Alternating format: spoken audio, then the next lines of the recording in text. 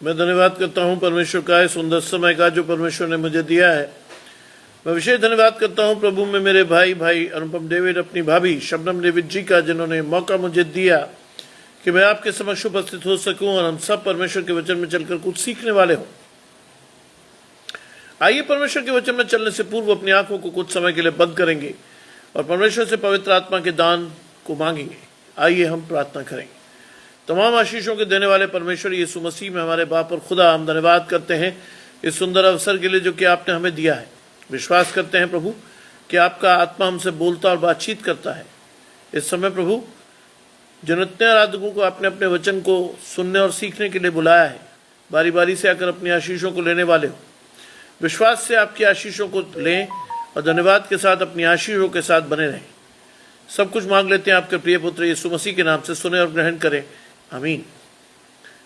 बलवंत भाई मेरे साथ जुड़ रहे हैं। आशीष परमेश्वर की आपके और आपके घराने को। आइए पढ़ने के लिए मेरे साथ निकाल लें भजन संहिता 116 उसका 12 से 19 पद। साम 116 वर्सेस 12 to 19, जहां लिखा है, यहोवा ने मेरे जितने उपकार किए हैं उनका बदला उसको मैं क्या दूं। मैं उद्धार का कटोरा उठाकर यहोवा से प्रार्थना करूंगा। मैं यहोवा के लिए अपनी मन्नतें सबों की दृष्टि में प्रकट रूप से उसकी सारी प्रजा के सामने पूरी करूंगा। यहोवा के भक्तों की मृत्यु उसकी दृष्टि में अनमोल है। हे यहोवा सुन, मैं तो तेरा दास हूं, मैं तेरा दास और तेरी दासी का पुत्र हूं। तूने मेरे सारे बंधन खोल लिए हैं। मैं तुझको धन्यवाद बलि चढ़ाऊंगा और मैं यहोवा से प्रार्थना करूंगा। मैं यहोवा के लिए अपनी सारी मन्नतें प्रगट में उसकी प्रजा के सामने और यहोवा के भवन के आंगनों में हे यरूशलेम तेरे भीतर पूरी करूंगा। यह की स्तुति करो। माया जी, बलवंत भाई मेरे साथ जुड़ रहे हैं। आप सभी को परमेश्वर की आशीषें मिलती रहें। और ये वचन जो परमेश्वर ने हमें दिया है, भजन संहिता 116 उसका 12 से 19 पद, ये वास्तव में धन्यवाद का वचन है। ये वास्तव में वो वचन है जो कि हर विश्वासी को अपने जीवन में करना चाहिए। 12वीं आयत कहती है, यहोवा ने मेरे जितने उपकार किए हैं उसका बदला मैं उसे क्या दूं। यहोवा ने या परमेश्वर ने मेरे ऊपर जितने उपकार किए हैं उनका बदला मैं क्या दूं। वास्तव में क्या मैं और आप परमेश्वर की आशीषों का मोल चुका सकते हैं? दिल पर हाथ रख के पूछिए, क्या हम ऐसा कर सकते हैं? हम ऐसा नहीं कर सकते, क्योंकि परमेश्वर की आशीषें गिनती में गिनने से बाहर है। परमेश्वर की अनगिनत आशीषें आज भी, अभी भी और आदिकाल से, जब से मैं और आप इस दुनिया में आए हैं, हमारे ऊपर हैं। सबसे बड़ी आशीष जो आपके और मेरे ऊपर है वो है परमेश्वर की दी हुई ये सांस जो मुझे और आपको इस पृथ्वी पर जीवित रखे हुए है। एजरा जी जुड़ रही हैं। आशीष परमेश्वर की आपके और आपके घराने को। एजरा जी, भजन संहिता 116 12 से 19 पद। आज ये बहुत बड़ी आशीष है कि मैं और आप जीवित हैं। आज ये बहुत बड़ी आशीष है कि हम किसी मेजर बीमारी से पीड़ित नहीं हैं। आज ये बहुत बड़ी आशीष है कि हम अपने परिवार में हर एक की आशीषों को, उन्नति को देख सकते हैं। वास्तव में जो उपकार परमेश्वर ने हमारे जीवन में किए हैं उसका बदला नहीं चुकाया जा सकता। उसका बदला चुकाने के लिए जो सबसे बड़ी आशीष है वो है परमेश्वर की निरंतर स्तुति, परमेश्वर का निरंतर धन्यवाद जो आपको और मुझे परमेश्वर से जोड़े रखता है। ये वो आशीष है जिसके अनुसार मुझे और आपको लगातार परमेश्वर से जुड़े रहना है, क्योंकि जीवन में इस बात का हमें बहुत अच्छा प्रकाशन होना चाहिए कि मैं और आप परमेश्वर की आशीषों का बदला, उपकारों का बदला दे नहीं सकते। क्योंकि सबसे बड़ा उपकार परमेश्वर का है कि उसने मुझसे और आपसे प्रेम किया, निस्वार्थ प्रेम, बिना किसी स्वार्थ के उसने आपसे मुझसे प्रेम किया। और उसने इस बात का ध्यान रखा कि मैं और आप अपनी पूरी सामर्थ के बाद भी किसी भी प्रकार से परमेश्वर के पास नहीं पहुंच सकते, किसी भी प्रकार से। और अगर वास्तव में मुझे और आपको पहुंचना है परमेश्वर के पास, उसके लिए परमेश्वर ने प्रावधान किया कि मेरा एक भी बच्चा, मेरा एक भी बच्ची अनंत जीवन की आशीष से ठहर न जाए। हर वो शख्स जो शिद्दत से परमेश्वर के साथ जुड़ा हुआ है, वो परमेश्वर के साथ बना रहे। और इसीलिए परमेश्वर ने एक स्टेज के बाद अपने बेटे को देकर आपके और मेरे उपकारों का बदला दिया हमें। इसीलिए मैं कह रहा हूं कि मैं और आप परमेश्वर के उपकारों का बदला नहीं दे सकते। अपने निज पुत्र को दिया, किसके लिए? बलिदान होने के लिए। बाइबल में लिखा है कि किसी भजन संहिता 116 12 से 19 पद, बाइबल में लिखा किसी भले मनुष्य के लिए कोई मरने का साहस तो करे।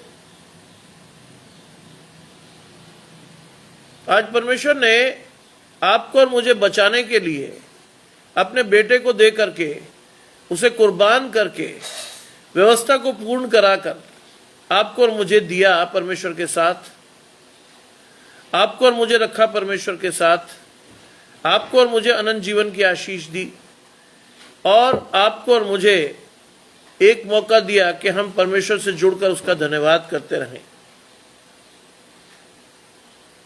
अगली आयत जो मैं कह रहा हूं उसका खुलासा कर रही है। मैं उद्धार का कटोरा उठाकर परमेश्वर से प्रार्थना करूंगा। जानते हैं इसका अर्थ?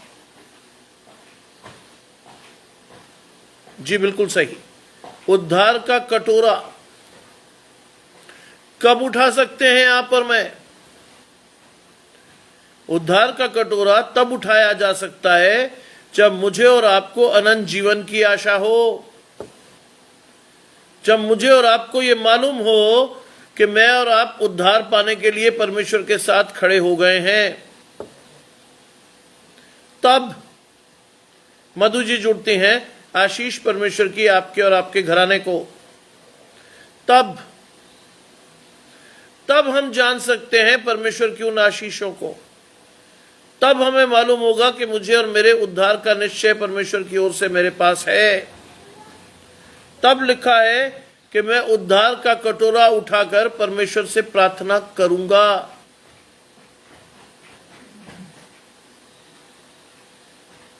हर एक व्यक्ति को अपने उद्धार का निश्चय नहीं है। हर एक व्यक्ति परमेश्वर से अपने उद्धार का कटोरा नहीं उठा सकता। केवल वही जिसने परमेश्वर के बलिदान को, जिसने परमेश्वर की मन्नतों को, जिसने परमेश्वर के उपकारों को प्रकट रूप में जाना है, केवल वही ये कर सकता है। हर व्यक्ति के जीवन में ये परिस्थिति नहीं है। लिखा है मैं उद्धार का कटोरा उठाकर यहोवा से प्रार्थना करूंगा। आपकी प्रार्थना तब इफेक्टिव होगी जब आपका मन, आपका प्राण, आपकी इच्छा, आपकी सारी चीजें परमेश्वर से जुड़ी हो। तब आप परमेश्वर से प्रकट रूप में वो मांग सकते हो जो आप चाहते हो। मेरा बार बार ये कहना कि यह आशीष हर एक के लिए नहीं है। आज मैं और आप प्रार्थना करते हैं, कितने लोग मन से प्रार्थना करते हैं ये आप और मैं ही जानते हैं। कितने लोग सतही तौर पे प्रार्थना करते हैं और शायद जब उनकी प्रार्थना नहीं मानी जाती तो कितने लोग कुड़कुड़ा के परमेश्वर से दूर हट जाते हैं। इसलिए यहां लिखा है कि मैं उद्धार का कटोरा उठाकर प्रार्थना करूंगा। वो व्यक्ति जिसको अनंत जीवन का निश्चय है वही कर सकता है। ये हर एक आदमी नहीं कर पाएगा। आज बहुत सारे लोग प्रार्थना करते हैं सिर्फ 5 मिनट, 1 मिनट, 2 मिनट, उससे बात नहीं बनती है। यहां दाऊद के भजन संहिता में साफ लिखा है कि उद्धार का कटोरा उठाना है, तब आपकी प्रार्थना कबूल होगी। अनुपम भाई जुड़ रहे हैं। आशीष परमेश्वर की आपके और आपके घराने को। हर एक आदमी नहीं कर सकता उद्धार का कटोरा उठाकर प्रार्थना। उसके लिए बहुत आवश्यक है कि मेरा और आपका समर्पण परमेश्वर के प्रति हो, मेरी और आपकी आशीषें परमेश्वर की ओर से हो, मेरा और आपका पूरा मन परमेश्वर से जुड़ा हो और मेरे और आपके रास्ते सीधे हों। तब कर पाएंगे आप और मैं परमेश्वर से उद्धार का कटोरा उठाकर प्रार्थना, अन्यथा यह बहुत ही मुश्किल काम है। लिखा है, मैं यहोवा के लिए अपनी मन्नतें सबों की दृष्टि में, यहोवा के लिए अपनी मन्नतें। बाइबल में लिखा है, या तो तू मन्नत मांग मत, और अगर मांग तो पूरा कर। या तो मांग मत, और अगर मांग लिया है तो पूरा कर। सबसे बड़ी मन्नत आपको और मुझे माननी चाहिए कि मेरा और आपका मन परमेश्वर से जुड़ा रहे, मेरी आशीष का स्रोत परमेश्वर की ओर से हो, मेरा और आपकी आशीष परमेश्वर के द्वारा, परमेश्वर के लिए मिलती रहे।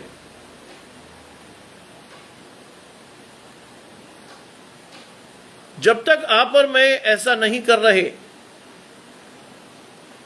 तो जान लीजिए आपकी मन्नतें या तो मानी जाएंगी ना पूरी होंगी।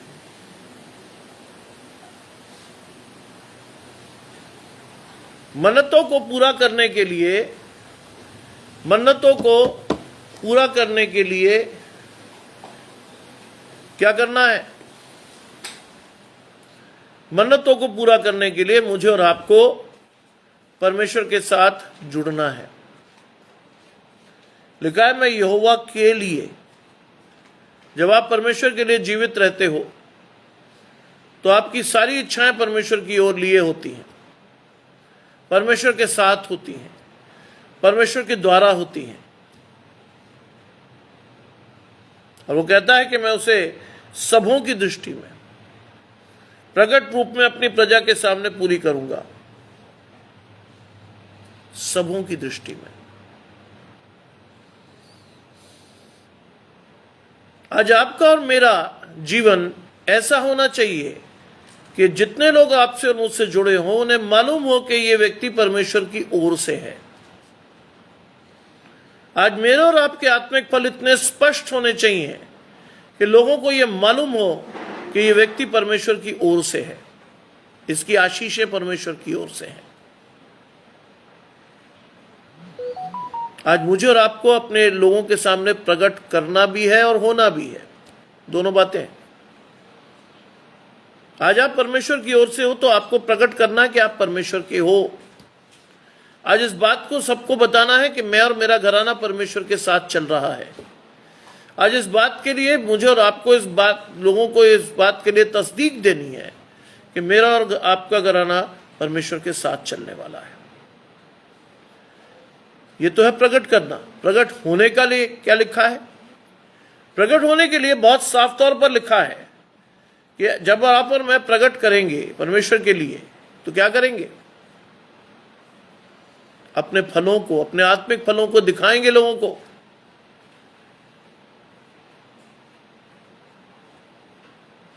हम दिखा सकेंगे परमेश्वर की प्रेम, कृपा, धीरज, संयम, कृपालुता।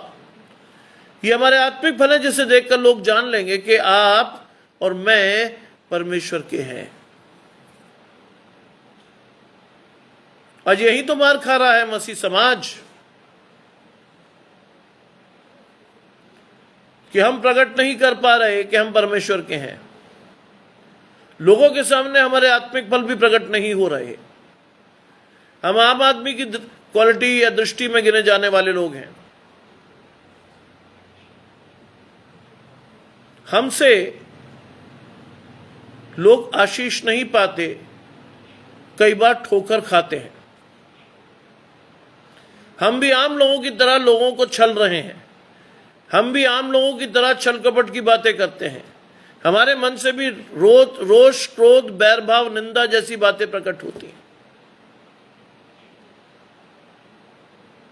आज इस बात का आश्वासन आपको और मुझे होना चाहिए कि हम उद्धार की चट्टान पर खड़े हैं, तभी हम उद्धार रूपी कटोरा उठाकर प्रार्थना करेंगे।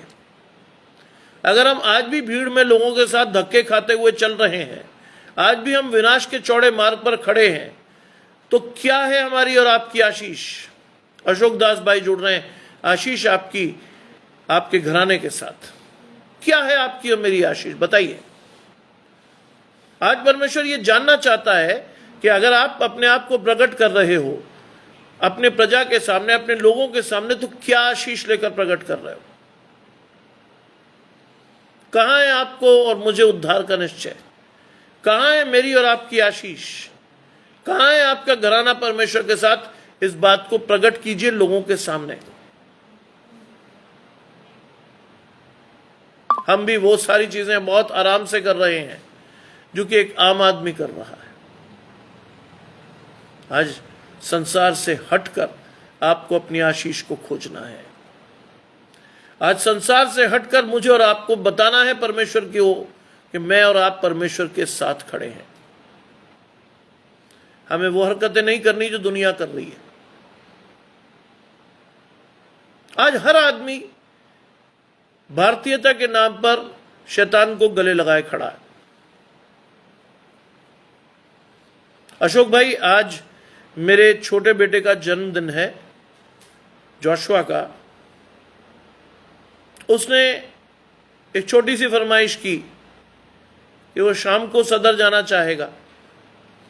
इसके बाद मैं इग्नू जाऊंगा, इग्नू के बाद उसकी वो ख्वाहिश पूरा करने के लिए मैं उसको सदर ले जाऊंगा।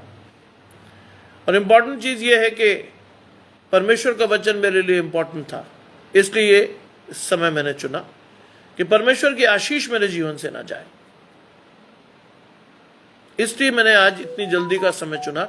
इसके बाद मैं इग्नू निकलूंगा, 4:30 जाना होता है, 5 बजे जाऊंगा। लिखा है कि मैं यहोवा के लिए अपनी मन्नतें सबों की दृष्टि में प्रकट रूप से उसकी सारी प्रजा के सामने पूरी करूंगा। यहोवा की प्रजा के सामने, वो लोग जो परमेश्वर ने इस दुनिया में दिए हैं, वो लोग जो सामान्य हैं, जिनके ऊपर परमेश्वर का प्रकाशन नहीं है, उनको आज सिखाना है, उनको आज बताना है कि वो महिमा जो खो गई थी, जिसके लिए मैं और आप बुलाए गए हैं, उस महिमा को प्राप्त करके उनको उनकी आशीषों को दिखाना है,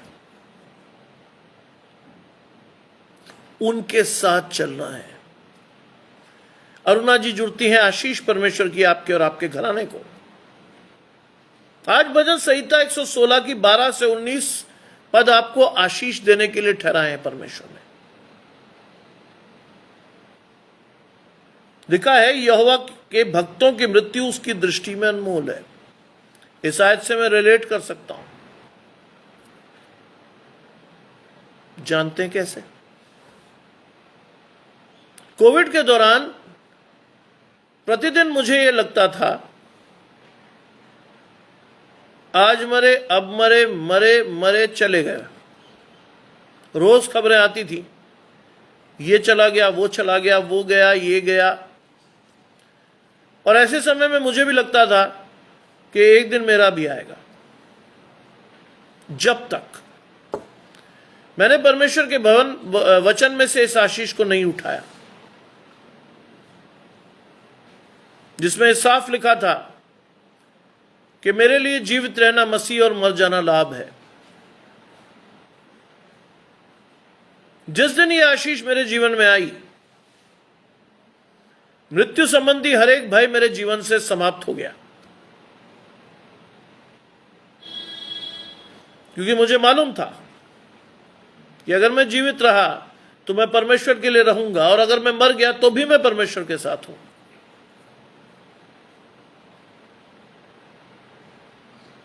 और ये आशीष वास्तव में मेरे और मेरे घराने के लिए बहुत आशीष ठहरी, क्योंकि मैंने परमेश्वर से कहा, प्रभु अब तो तेरा प्रकाशन मेरे सामने खुला है, अपनी आशीषों को मुझे दे, अपने प्रकाशन को मुझे दे, और उसके अनुसार मुझे बता कि यदि मैं जीवित रहूंगा तो मैं तेरे लिए, और अगर मैं मर गया तो भी तेरा।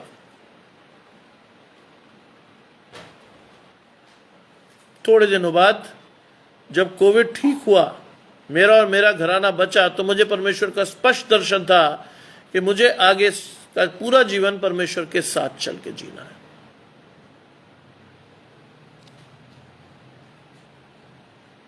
मैंने परमेश्वर से स्पष्ट कहा था, प्रभु अब मैं ना किसी डॉक्टर का मुंह देखूंगा, अब मैं इधर उधर कहीं नहीं ताकूंगा, केवल तुझे मुझे बताना है कि मुझे करना क्या है। And that was the final verdict given to me by God कि तू जीवित रहेगा, और ये दूसरा जीवन किसका है? मेरा है।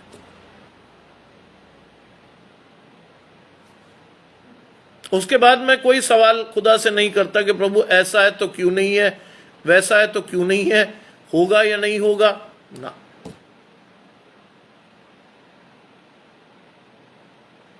आज मेरी पत्नी मुझसे पूछ रही थी, तुम्हारा फ्रेंड सर्कल के नाम पर 0 है, 0। तुम मैकेनिकली सुबह जाते हो, कॉलेज से आते हो, इग्नू जाते हो, फिर वापस आ जाते हो, कहीं इधर उधर नहीं जाते। मैंने उसे बाइबल में से दिखाया, परमेश्वर से या परमेश्वर के बेटे से, यीशु मसीह से बड़ा और सच्चा दोस्त दुनिया में कोई नहीं।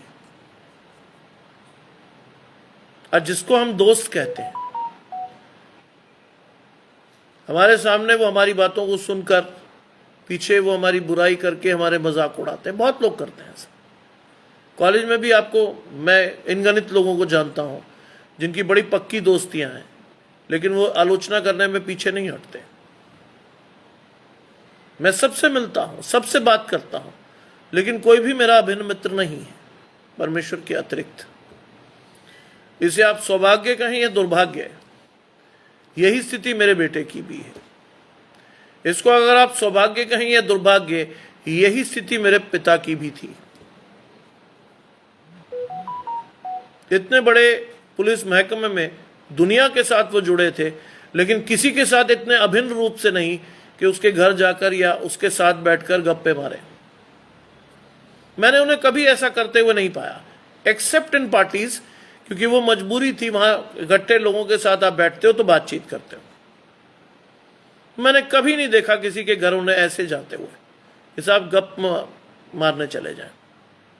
मैंने हमेशा पाया कि मेरे पिताजी ने हमेशा परमेश्वर के वचन को पढ़कर कुछ सिखाया, या तो हमें या अपने आसपास वालों को।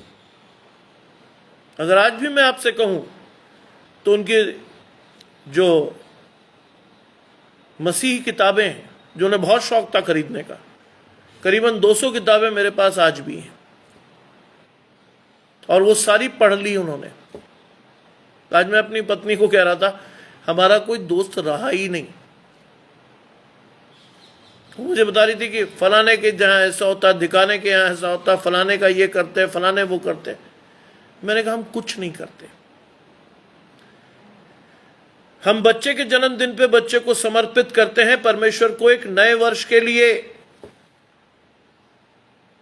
हम उसके सिर पर रखकर आशीष मांगते हैं कि आने वाला वर्ष उसके लिए और मंगलमय और प्रतापमय हो।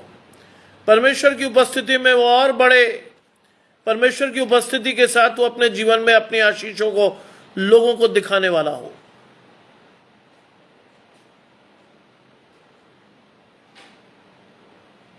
हमेशा से हम यही करते रहे। कई बार शैतान मेरी पत्नी को छलता है, ऐसा करो, वैसा करो, फलाना करो। कुछ करने की जरूरत नहीं। यीशु मसीह एक सामान्य बढ़ई के परिवार से आता था। मैं और आप भी उसके चेले हैं। मैं और आप भी उसके चेले हैं। ऐसे में कोई ऐश्वर्यता दिखाने की कोई जरूरत नहीं है, सीधे जाइए परमेश्वर के साथ, जुड़िए परमेश्वर के साथ, मांगिए उससे आशीष, कहिए परमेश्वर मैं तेरा हूं और मैं तेरा ही रहना चाहता हूं। हमें गीत गाते हैं, यीशु कैसा दोस्त प्यारा, दुख और बोझ उठाता है, बरकतें हैं वही पाता पास जो उसके आता है। रहिए परमेश्वर के पास। मुझे बड़ी खुशी है कि मेरे बच्चों की ख्वाहिशें बहुत बड़ी बड़ी नहीं है। कोई बहुत बड़ी चीज नहीं मांगी थी उसने मुझसे। जानते हैं क्या मांगा है? अगर आप मुझसे पूछें, सदर में कोई जगह है, जगह क्या है ही, वहां चाट गली, वहां जाकर कुछ खाना चाहेगा वो, थोड़ी बहुत चीज, और कुछ नहीं मांगा उसने मुझसे। न नए कपड़े, ना कुछ ना कुछ, कोई ख्वाहिश नहीं। और ये चीज उसने मेरे पिता से सीखी, मुझसे सीखी, अपने बड़े भाई से सीखी, और उसने देखा हम में से कोई कुछ नहीं करता ऐसा। उसने भी नहीं मांगा, जबकि अगर वो कुछ मांगेगा तो उसे मना नहीं है कि मैं ना दूं, लेकिन वो मांगता ही नहीं। यह है आशीष। लिखा है कि यहोवा के भक्तों की मृत्यु उसकी दृष्टि में अनमोल है। यह आशीष से रिलेट मैंने किया, कोविड के दौरान किया, और उसके बाद परमेश्वर ने कहा कि भाई बाकी जिंदगी जो तुझे मैंने दी हुई है, ये मेरे लिए खर्चेगा तू। कर रहा हूं मैं, विश्वास से कर रहा हूं, क्योंकि सुबह हमने बात की थी परमेश्वर के समय की। मैं नहीं खोना चाहता था उस समय को। मैं चाहता था कि दिन के 2 घंटे 40 मिनट परमेश्वर के हैं उन्हें मिले, क्योंकि अभी एक तीसरा सेशन भी है। मैं अपने परिवार के साथ बैठकर आशीषों को मांगूंगा। हम परमेश्वर की प्रार्थना में जाकर एक एक शख्स अपनी आशीष को मांगेंगे।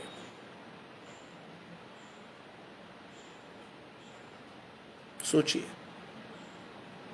यह आशीष हर एक को नहीं दी है परमेश्वर ने। आज मैं ऐसे ऐसे बच्चों को जानता हूं जो लौट जाते हैं जमीन में, ये दोगे वरना दोगे कैसे नहीं। मैं धन्यवाद करता हूं मेरे दोनों बच्चों के मन के लिए। उन्होंने कभी किसी चीज के लिए डिमांड नहीं की, कभी नहीं।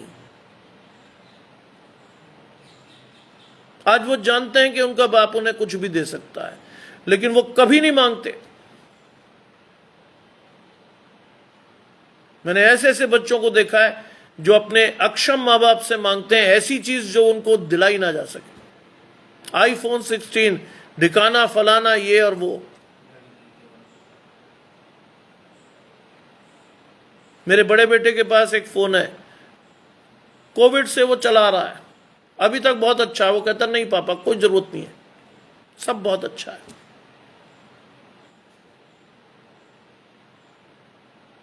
हमें कोई लालसा नहीं है, या यूं कहिए परमेश्वर ने वो लालसाएं खत्म कर दी हैं।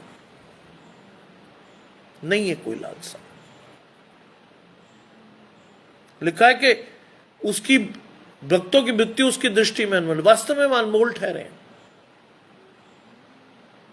क्योंकि परमेश्वर को मालूम है कि ये व्यक्ति मृत्यु के बाद भी मेरे साथ ही है। संसार में जब तक रहेगा मेरा ही रहेगा।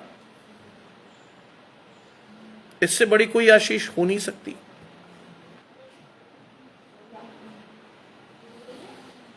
आज परिवार का छोटे से छोटा बच्चा भी हमारा, मतलब खासतौर से मेरे मूल परिवार का, मैं बाकियों की बात नहीं करूंगा, मेरे परिवार में तो एक से एक धुरंधर बच्चा भी है। मेरे दोनों बच्चे मेरे लिए बहुत बड़ी आशीष है। कम से कम वो बेचारे मुझे मेंटल टेंशन नहीं देते, मेरे लिए कोई मुसीबत नहीं खड़ी करते। हर चीज में वो हाँ और आमीन के साथ वो आशीष ले लेते हैं जो उन्हें दी जाती है। लिखा है, हे यहोवा सुन, मैं तेरा दास हूं। आज आपको परमेश्वर को बताना है, सुन मैं तेरा दास हूं। परमेश्वर ने आपको बता दिया कि मैं अपने बेटे का बलिदान देकर व्यवस्था पूरी कर रहा हूं, तू मेरी दृष्टि में अनमोल है। अब आपको भी बताना है कि मैं तेरा दास हूं प्रभु। चुप मत रहिए आज, बताइए परमेश्वर को कि प्रभु, अगर तेरी दृष्टि में मैं अनमोल ठहरा हूं तो मैं भी अपने जीवन में प्राथमिकता देकर तेरे पीछे चल रहा हूं। आज वो प्राथमिकता आपके जीवन से आनी चाहिए, आज वो आशीष आपके जीवन से आनी चाहिए, आज वो प्रकाशन आपके जीवन से आना चाहिए। तभी आपके जीवन में वो सारी आशीषें पूरी होंगी, तभी वो चीजें प्रकट रूप में परमेश्वर आपको देगा।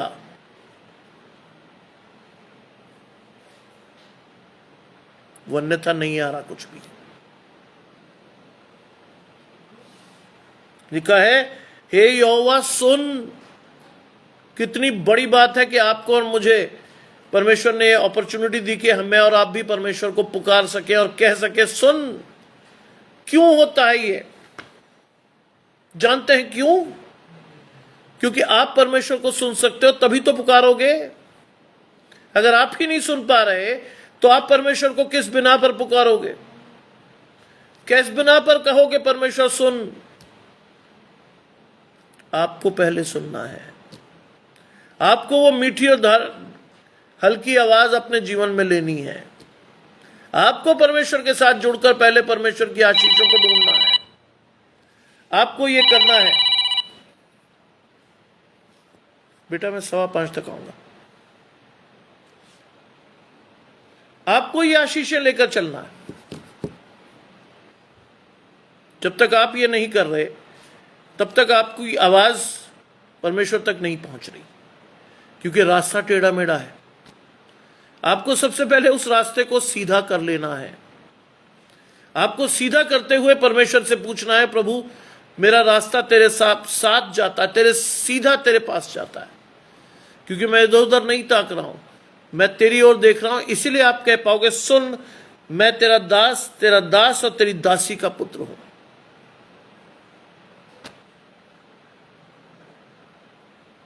यह आशीष आप सभी मांग सकते हैं, क्योंकि आप सभी अपने पेरेंट्स को जानते हैं, आप सभी उनका समर्पण जानते हैं, आप सभी जानते हैं कि कितनी शिद्दत से उन्होंने आपको परमेश्वर के पास चलना सिखाया।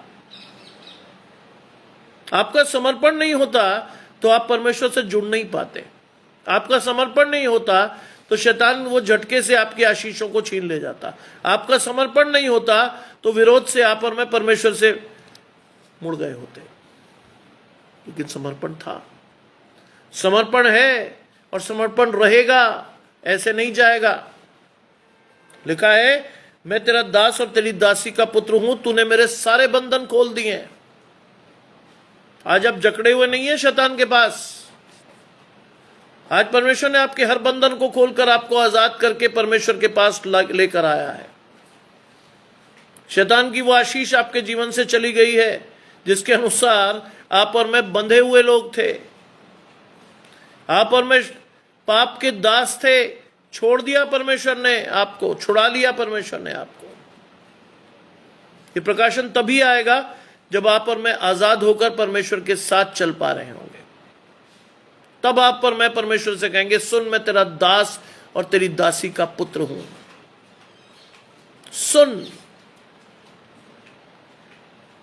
लिखा है मैं तुझको धन्यवाद बलि चढ़ाऊंगा।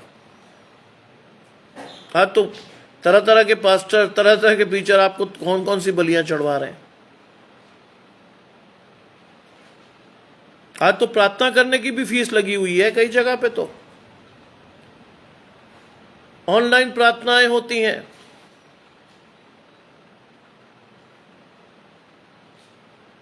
बड़े बड़े प्रेयर टावर, प्रेयर वॉरियर खड़े हैं लोग आपके लिए। लेकिन मेरा आपसे सीधा सवाल, आपका विश्वास कहां है? कहां है आपका विश्वास? दूसरे के विश्वास पे चढ़ के आशीष ले लेंगे? नहीं मिलेगी। बाइबल में एक आयत लिखी है, धर्मी जन के प्रार्थना के प्रभाव से हो सकता है। ठीक है, लोग आपके लिए प्रार्थना करेंगे, लेकिन विश्वास तो आप ही का होगा। बिना विश्वास के आशीष आ जाएगी? नहीं आएगी। बाइबल कहती है मैं तुझको धन्यवाद बलि चढ़ाऊंगा। कब? जब मेरी मन्नतें, मेरी आशीषें प्रकट रूप से परमेश्वर से पूरी होंगी, तब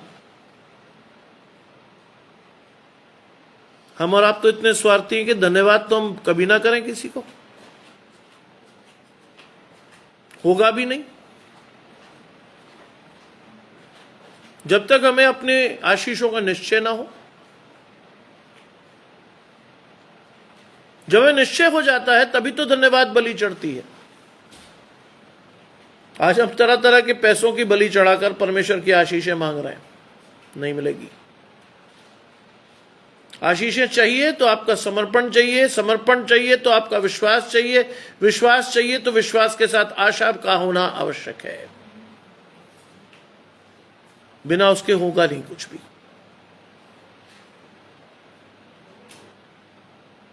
उसके लिए आपका और मेरा परमेश्वर से जुड़े रहना बहुत जरूरी है। तब आप और मैं धन्यवाद चढ़ा सकते हैं। और लिखा है, मैं यहोवा से प्रार्थना करूंगा। प्रार्थना कब प्रत्युत्तर लाती है? जब आपका विश्वास होता है। अंग्रेज भाई जुड़ते हैं, आशीष परमेश्वर की आपके और आपके घराने को। प्रार्थना कब प्रत्युत्तर लाती है? जब आपका और मेरा विश्वास परमेश्वर के साथ अटूट जुड़ा हो, तभी तो आप और मैं धन्यवाद बलि चढ़ा सकते हैं। अन्यथा चढ़ेगी कैसे? दिखेगा क्या? समझोगे क्या आप? कुछ नहीं।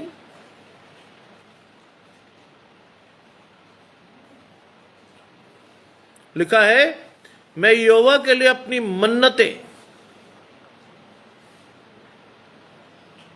मैं जानता हूं मेरी मां ने मेरे लिए मन्नत मांगी थी जब मैं दुनिया में आ रहा था।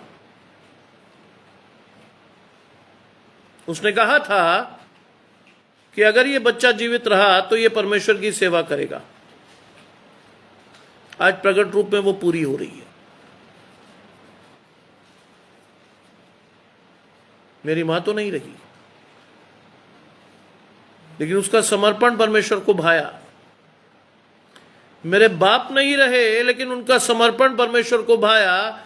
इसीलिए परमेश्वर ने इस मन्नत को जो मेरी मां ने मेरे लिए मांगी थी, प्रकट रूप में पूरा कर दिया। मन्नत मांगी आज अपने बच्चों के लिए। कहिए परमेश्वर से कि प्रभु उसको अपनी सेवा में इस्तेमाल कर, उसकी आशीषें उसको दे। आज उसे संसार की भीड़ से अलग कर। आज मेरे बच्चे को ऊंचे स्थान पर खड़ा कर। आज उसे वास्तव में आशीष का अधिकारी होने के लिए बुला।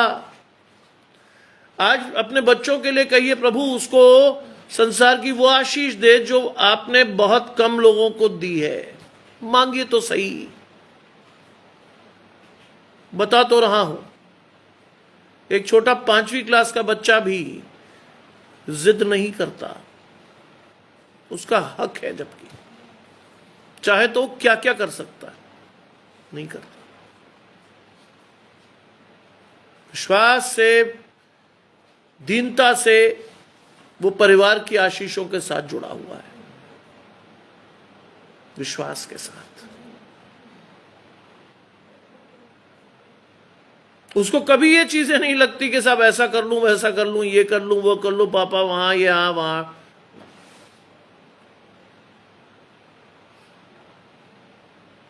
आज वो भी बाप और बड़े भाई के नक्शे कदम पे, उसका भी कोई विशिष्ट दोस्त नहीं है। आज वो भी परिवार में रहकर खुशी रहता है।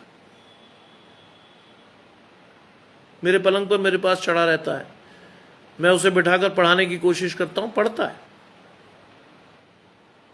धीरे धीरे वो और गंभीर होगा और गंभीरता से अपनी आशीषों को लेगा।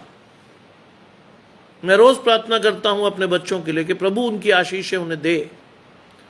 अपनी सेवा के लिए उन्हें इस्तेमाल कर, मुझसे ज्यादा इस्तेमाल हो वो। मुझसे बड़े और अच्छे प्रचारक के रूप में वो दुनिया में खड़े हों। उनका विश्वास उद्धार की चट्टान पे खड़ा कर कर दृढ़ कर। ये आशीषें आप सभी को अपने बच्चों के लिए मांगनी है। तब वो बच्चे वहां खड़े होकर उस आशीष को पाएंगे।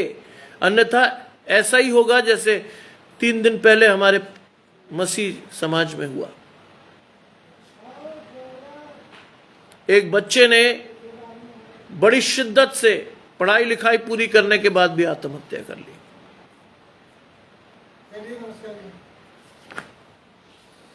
एक बच्चे ने बड़ी शिद्दत से आत्महत्या कर ली। क्या हुआ? पढ़ने लिखने के बाद भी 0। आज अपने बच्चों को आशीष दीजिए कि जिसके अनुसार वो ठहराए गए, जिसके अनुसार उन बच्चों में वो आशीषें हैं जिसके द्वारा परमेश्वर चाहता है कि वो अपने आशीषों को पाए। देने वाले और दिलाने वाले आप ही हैं, ध्यान रखिएगा। बिना आपके द्वारा उनकी पहुंच परमेश्वर तक नहीं होगी। जानिए इस बात को। आपको पहुंचाना है उन्हें परमेश्वर तक, आपको ले जाना है उन्हें परमेश्वर तक, क्योंकि आप ही हैं वो जरिया जिसके द्वारा वो बच्चा परमेश्वर को पहचानेगा, जिसके द्वारा वो परमेश्वर को जानेगा, जिसके द्वारा परमेश्वर की आशीष उसके जीवन में आएगी और वो आशीष ठहर कर उस बच्चे को, उसके आने वाले जनरेशंस को आशीष देगी। मैं आइडेंटिफाई कर सकता हूं कि मेरी मां ने मन्नत नहीं मांगी होती, मैं आपके सामने ना होता। उसकी मन्नत परमेश्वर ने प्रकट रूप में पूरी की। लिखा है प्रकट में उसकी प्रजा के सामने यहोवा के भवन के आंगनों में, हे यरूशलेम तेरे भीतर पूरी करूंगा।